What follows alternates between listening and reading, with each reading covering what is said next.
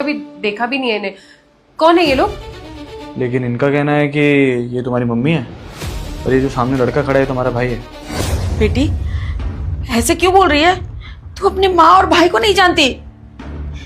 शहर में आके इतना बदल गई तू कि तू पहचानने से इनकार कर रही है। अरे तू 3 साल पहले मुझसे ये बोल के निकली थी गांव से कि मुझे शहर जाकर पढ़ाई करनी है, पढ़ लिख कर बड़ा ऑफिसर बनना है, फिर मैं आपके बुढ़ापे का सहारा बनूंगी। मैंने तुझ पे विश्वास किया, अपने बेटे को नहीं पढ़ाया लिखाया, घर में जितने जमीन जायदाद थे सब कुछ बेचकर तुझे शहर भेजा ताकि तू पढ़ लिख सके। और तूने शहर में आकर शादी भी कर ली और हम लोगों को बताया नहीं।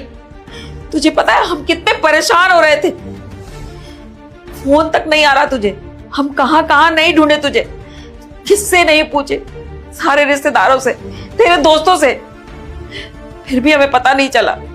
और तू यहाँ शादी करके बैठ गई है। झूठ बोलते शर्म नहीं आ रही? जिस घर ने तुझे पाला पोसा बड़ा किया, इस काबिल बनाया कि यहाँ पर तू अच्छे से रह सके, उसको पहचानने से मना कर रही है?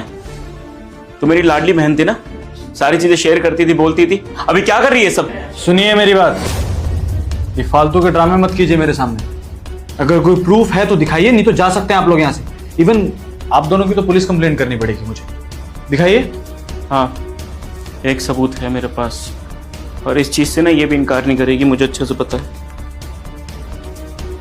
सर, इसके अंदर ना हमारे फैमिली फंक्शन का फोटो है जिसमें सारा परिवार है, उसके अंदर हमारे साथ रिया भी है, देख लीजिए आप। इस चीज को तो ठुकराएगी नहीं ना ये।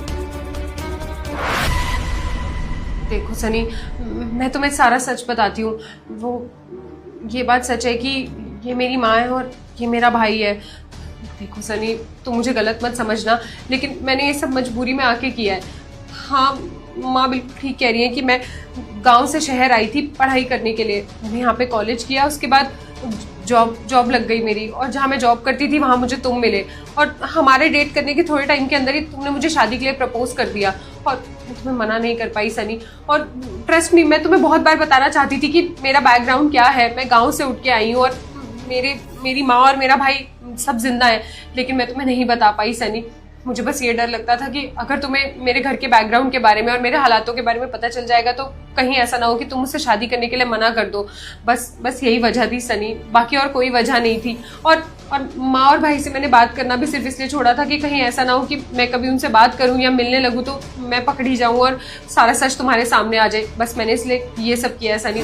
देखो प्लीज, हो सके तो मुझे माफ कर दो। मैं जानती हूँ कि मैंने बहुत बड़ी गलती की है, तुमसे झूठ बोला है, तुम्हें धोखे में रखा है, लेकिन मेरे इंटेंशंस बिल्कुल